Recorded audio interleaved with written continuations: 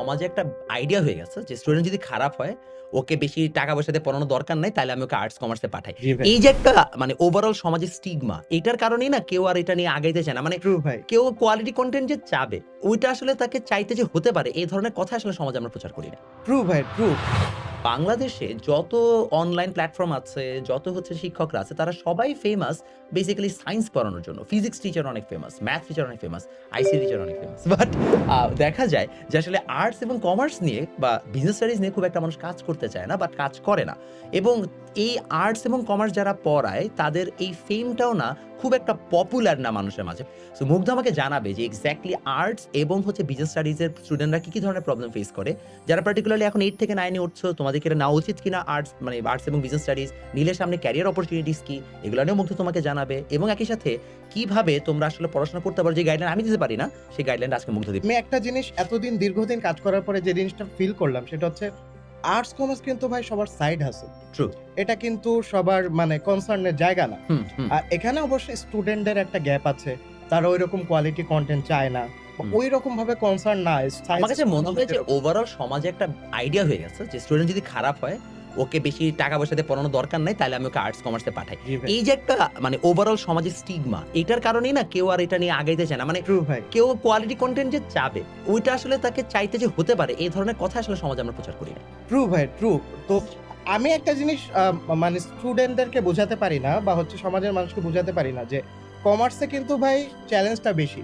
কারণ আপনাদের কিন্তু ৫ টা সৃজনশীল লিখতে হয়। হুম, হুম। হ্যাঁ? ২.৫ ঘন্টার মধ্যে। আমাদের ৬০ টা সৃজনশীল লিখতে হয় উইথ ম্যাথ। অ্যাকাউন্টিং এর বড়, বড় ম্যাথ, বড়, বড় আমি জানি আমার অ্যাকাউন্টিং এর একটা কোর্স ছিল বুয়েটে। এন্ড ইট ওয়াজ হরিবল। জি মানে ভাই। মার্কস উঠানো যায়, বাট এন্ড ইট হচ্ছে লাইক এত বছর এত বেশি ম্যাথ, মানে বিং অ্যান ইঞ্জিনিয়ার মাইসেলফ আমি স্টিল ওইটাতে খুব প্যারা খাইছি। কমার্সের স্টুডেন্টের ভাই মেইন চ্যালেঞ্জটা হচ্ছে আপনার টাইম ম্যানেজমেন্ট। হুম, হ্যাঁ? হুম, মানে সবাই ম্যাথ পারে, বেসিক সবাই পারে, কিন্তু টাইমটা ম্যানেজ করতে পারে না। হুম। হ্যাঁ? এটা হচ্ছে মেইন চ্যালেঞ্জটা। তো তারপরে হচ্ছে এরকম যখন প্রবলেম ফেস করছিলাম, তো আমি একটু নিয়ত নিলাম নিজের সাথে যে এবার I will change something. আচ্ছা। তো আমি পড়াশোনা শুরু করলাম। একটু রেগুলারিটি মেইনটেইন করে পড়াশোনা শুরু করলাম। তারপর হচ্ছে বোর্ড এনালাইসিস করা শুরু করলাম। আচ্ছা। হ্যাঁ?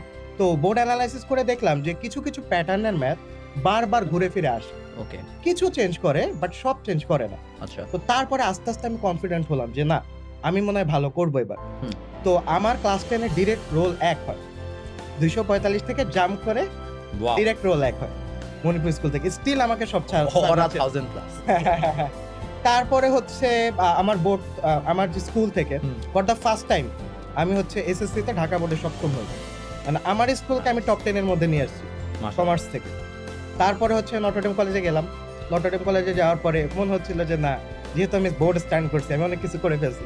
তো ফার্স্ট এক্সাম গেল, দেখলাম যে আমার পজিশন ৬০০ এর বাইরে। ওই যে মানে হাফ ইয়ারলিতে। হ্যাঁ, আর ফার্স্টে হচ্ছে 0 পেলাম। ওহ মাই গড! ঠিক আছে? তো মানে নটরডেমিয়ান হিসেবে নিজেকে ইন্ট্রোডিউস করছি। ডাবল 0 পেয়ে প্রথম কুইজে। হ্যাঁ, ডেমিয়ান হিসেবে তোমার 00 পাওয়াটা আসলে মানে হ্যাঁ, মানে একটা কি বলে ফরজ কার্যক্রম আরকি। জি ভাই। তো আমি আমার কলেজ লাইফ শুরু করছিলাম 0 পেয়ে, শেষ করছি ১০০ পেয়ে। আচ্ছা।